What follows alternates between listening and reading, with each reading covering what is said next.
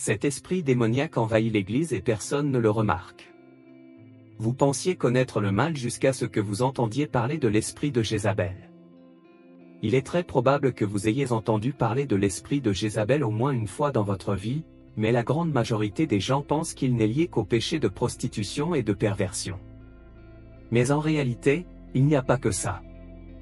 L'esprit de Jézabel présente de nombreuses caractéristiques qui entravent la croissance de l'Église et éloignent les gens de la présence de Dieu.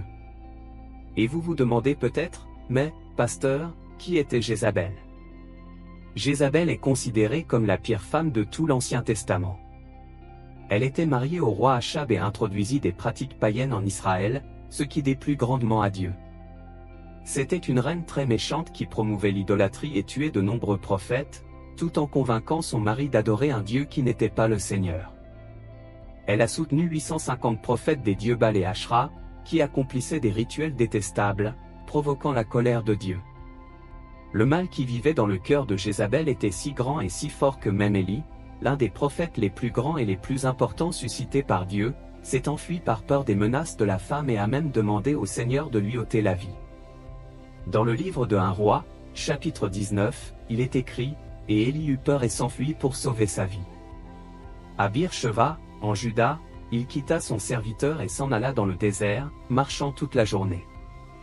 Il arriva près d'un genêt, s'est assis sous lui et a prié pour la mort: « Assez, Seigneur, prends ma vie, car je ne suis pas meilleur que mes ancêtres. » Mais Jézabel fut punie.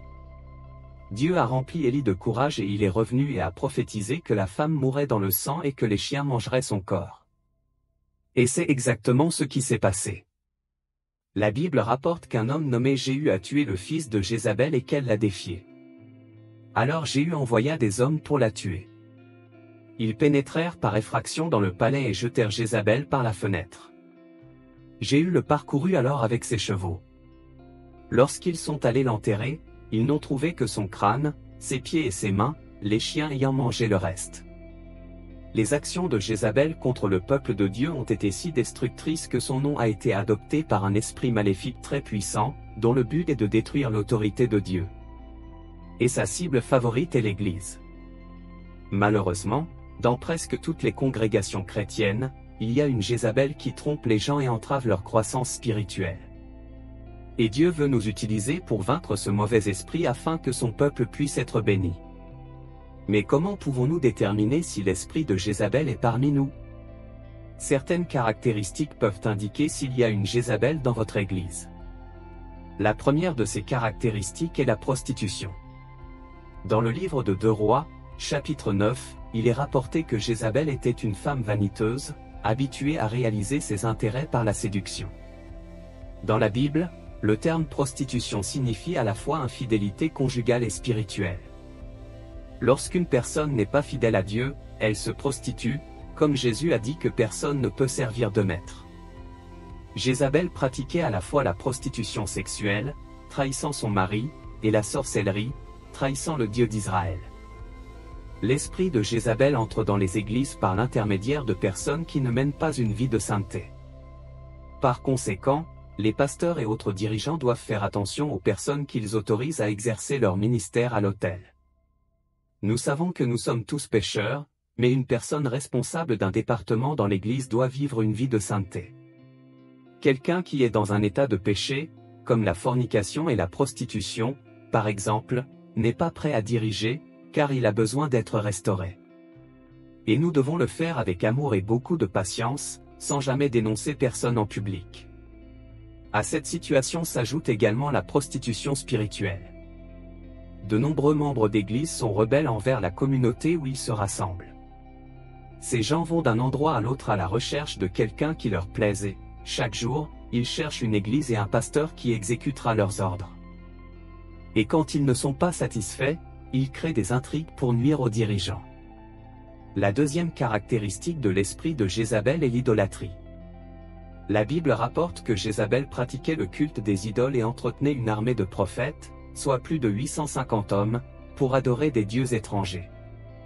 Aujourd'hui, on voit rarement ce type de pratique, mais l'idolâtrie va bien au-delà des images sculptées. L'idolâtrie est tout ce qui prend la place de Dieu dans nos cœurs, car le Seigneur doit être la priorité dans nos vies. Par exemple, il existe aujourd'hui un monde évangélique où des personnalités telles que des chanteurs et des pasteurs sont plus connus pour leur charisme et leur talent que pour leur foi en Jésus. Et c'est là que l'esprit de Jézabel agit, incitant les gens à adorer la célébrité de l'Évangile plus que le Seigneur lui-même. Et c'est quelque chose que Dieu déteste. La troisième caractéristique de l'esprit de Jézabel est la manipulation. Jézabel était manipulatrice. Elle voulait que tout se passe comme elle le souhaitait. Elle a convaincu son mari d'abandonner le Dieu d'Israël et d'adorer le Dieu Baal. De plus, elle était très jalouse, au point d'inventer un mensonge pour tuer un homme nommé Naboth, simplement parce que son mari voulait sa terre. Elle a ensuite pris la vie et les biens d'un homme innocent. Une personne manipulatrice ment pour obtenir ce qu'elle veut, trahit ou poignarde les autres dans le dos et cherche à se venger de ceux qui ne se conforment pas à ses souhaits. L'esprit de Jézabel entre dans de nombreuses églises à travers des gens qui veulent être en charge de tout. Certaines de ces personnes occupent déjà des positions d'autorité laïque et reflètent cette situation au sein de l'Église, estimant qu'elles peuvent donner des ordres aux autres membres, comme s'ils étaient des employés ou des subordonnés au travail. L'Église n'est pas un lieu pour maltraiter qui que ce soit, mais pour faire preuve d'amour et de communion. Et si quelqu'un a un titre de pouvoir dans la société, celui-ci doit rester en dehors de l'Église, car au sein d'elle nous sommes tous frères et sœurs et nous devons nous servir les uns les autres dans l'amour.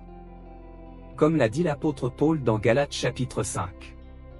Par conséquent, nous devons être prudents avant de nommer à la tête d'un groupe quelqu'un qui ne traite pas bien les autres membres. Enfin, la quatrième caractéristique de l'esprit de Jézabel est la persécution. Cette femme a persécuté les prophètes de Dieu au point que beaucoup ont dû se cacher pour éviter d'être tués. De nombreux prophètes sont même morts à cause de Jézabel, et Élie lui-même a été menacé par elle. L'une des raisons de cette persécution est que les prophètes de l'époque disaient la vérité et non ce que Jézabel et son mari voulaient entendre. De même, l'esprit de Jézabel peut être vu dans les églises où les gens sont persécutés par leurs propres frères. Il y a des églises où tout est tellement stabilisé que lorsqu'un homme ou une femme de Dieu propose des changements, il est persécuté. Faire face à une persécution extérieure, de la part de personnes ou de situations extérieures à l'Église, est normal, mais l'esprit de Jézabel opère au sein de l'Église. C'est la stratégie de l'ennemi pour affaiblir le peuple de Dieu, comme Jésus a dit que tout royaume divisé contre lui-même sera ruiné, et que toute ville ou maison divisée contre elle-même ne subsistera pas. Soyez donc très prudents avec les gens qui disent du mal d'autres frères ou qui persécutent les dirigeants et les membres, car ils sont utilisés par l'esprit de Jézabel. Je sais que nous ne sommes pas obligés d'être d'accord avec tout ce que nous voyons et entendons dans l'Église, mais Dieu nous appelle à intercéder et à exhorter si nécessaire, à ne pas provoquer de division ou de conflit. Et comme nous l'avons vu au début de cette vidéo, la fin de la vie de Jézabel a été terrible. De plus, dans le livre de l'Apocalypse, Jésus donne l'avertissement suivant à l'église de Thyatire pour avoir toléré cet esprit de Jézabel parmi son peuple: « Je connais tes œuvres, et ton amour, et ton service, et ta foi, et ta patience, et que vos dernières œuvres sont plus nombreuses que les premières. Mais j'ai contre vous que vous tolériez Jézabel, une femme qui se dit prophétesse, pour enseigner et tromper mes servantes pour qu'elles se prostituent et mangent des sacrifices d'idolâtrie. Pour se repentir de sa prostitution, et elle ne s'est pas repentie. Voici, je la mettrai sur un lit, et une grande tribulation viendra sur ceux qui commettent l'adultère, à moins qu'ils ne se repentent de leurs actes et que toutes les églises ne sachent que je suis lui, qui sonde les reins et les cœurs, et je rendrai à chacun selon vos œuvres. S'il y a quelqu'un dans votre église avec ces caractéristiques, commencez à prier pour cette personne, car elle peut être dominée par un esprit démoniaque qui doit être chassé. Mais veillez à ne pas vous laisser utiliser par l'ennemi en vous livrant à des commérages et à des calomnies contre cette personne. L'amour est l'accomplissement de la loi et, en tant que chrétiens, nous devons rechercher la paix avant tout. Beaucoup de ces personnes sont simplement religieuses et n'ont pas encore eu une véritable expérience avec Dieu, et elles ont besoin de notre bénédiction. Or, si la personne n'accepte pas d'être soignée, rien ne peut être fait. La Bible est très claire sur ce que Dieu fera à ceux qui laissent un esprit démoniaque dominer leur vie. Le psalmiste a écrit: « C'est pourquoi les méchants ne résisteront pas au jugement, ni les pécheurs dans l'assemblée des justes. Car l'Éternel connaît la voie des justes, mais la voie des méchants périra. » Si vous avez aimé ce message, partagez-le avec vos amis et abonnez-vous à notre chaîne ici. Que Dieu te bénisse.